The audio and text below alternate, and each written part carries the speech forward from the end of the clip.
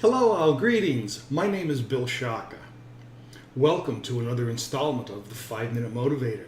If this is your first time joining my channel, thank you and welcome. If you've been a constant visitor to my channel, well, welcome back. I'd like to speak today about a written blog that I put out several days ago. It was entitled, "What I Learned About Provocative Leadership While I Was in Prison." And the emails that I've been getting have been coming through so fast and furious that I decided to put out a 5-minute motivator on it.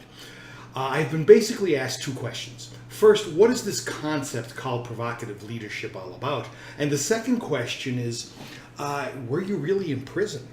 Well, the goal of this particular installment of the 5-Minute Motivator is to discuss the second question. I want to discuss prison life and what I learned from it. And I promise you in several days there will be another installment about the concepts of provocative leadership. Okay, so was I really in prison? Yes. For a 4-year period of time, I was in a maximum security penitentiary in northeastern Pennsylvania.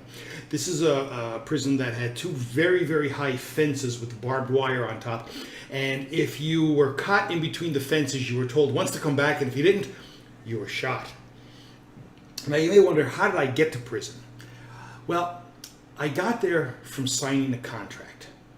Funny thing is, I knew once I signed the contract, I was going to go to prison anyway, but I still signed it. Okay, enough melodrama. For those of you that know me, you may be wondering, did this Bill Shaka that I know really go to prison? And for others that know me, you might be thinking, why did they let him out? Don't get smart. Let me give you the real understanding of what happened. An institution of higher learning in the northeastern Pennsylvania area where I'm from signed a contract with the Department of Corrections to do some college classes, 3-credit college courses, and I was the professor of choice. Consequently, I taught micro and macroeconomics, marketing, management, labor relations to the inmates, the guests of the Commonwealth of Pennsylvania. These inmates taught me quite a bit, as did most of my students in general over the last 35 years. But let me tell you 3 things that these students taught me about provocative leadership. The first was this. I was ready to start class, and one of my students was given just a verbal tongue lashing by a corrections officer because the inmate did something that he shouldn't have done, and really just a humiliating tongue lashing. Then that student came into my classroom for the next 3 hours. I believe it was a marketing class. Well, this kind of concerned me because what happened was I was actually locked in the classroom with 30 inmates who, for all intents and purposes, committed murder, and they had no chance of parole. So they were true lifers. Needless to say, classroom management techniques were fairly important in this situation, and I wanted to see if I had a problem. So I asked the young man about the situation, and he was just fine, and he proceeded to participate in class, and it was just a really joy to be around in terms of what he brought to the class and his contributions. Well, at break I asked him, "Are you sure you're okay?" Because I heard that and it was pretty intense. He said, "Bill, I'm fine." I said, "Well, how? How could you be so fine after that conversation?" And he said, "Let me tell you why." He said, "I'm fine because they can tell me what time to get up. They can tell me when to go out for a smoke, and they can tell me what to eat. But what they can't do is tell me what to think. I am in control of my thoughts. I choose to be happy because that's what I choose." Thus, the first concept of provocative leadership that I learned while in prison is this: you own your attitude. Nobody could make you feel bad except you. The second concept of provocative leadership that I learned. I was teaching a class in microeconomics, and I had in that classroom the languages of English, Spanish, Vietnamese, and this strange mixture of French and Creole that I never did quite understand. And my job was to be as precise as possible with the language of microeconomics. Well, what I discovered I needed to do was to pare back on the material, not cover as much, but make sure that the material that I did cover was covered exquisitely and that everybody in the class understood the material. They did.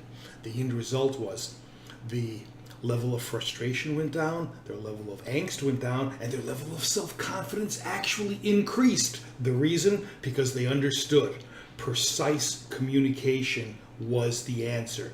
And that taught me something about provocative leadership. The second concept of provocative leadership that I learned while in prison was this: precise communication is a tremendous way to avoid conflict. Actually, it's a great way to resolve conflict as well as avoid it. Precise communication.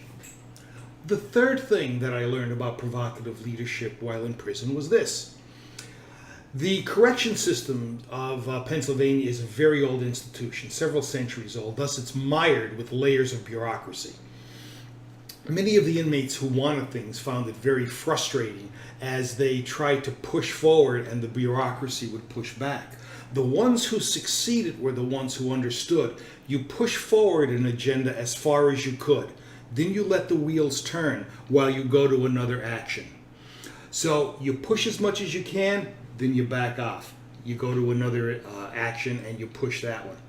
Living in Costa Rica, now I discovered that because Costa Rica is a lot slower than the United States.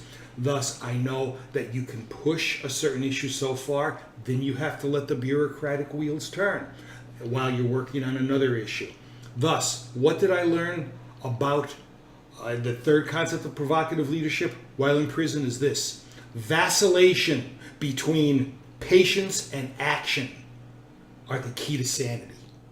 You push as far as you can, then you relax. I'd like you to consider these three concepts of provocative leadership that I internalized while I was in prison. The first, you own your attitude. The second, precise communication is the key to conflict resolution. And the third, vacillation between patience and action is the key to sanity. If you can incorporate one or two or three of these concepts in your life, I bet you it's going to have a pronounced influence. Folks, thank you for your time. I'm sorry for the length of this, but I had some things I had to cover. We're a couple minutes over the 5-minute mark. Forgive me. This is Bill Shaka wishing you the best, and thank you for joining me for another edition of the 5-Minute Motivator. Talk to you soon.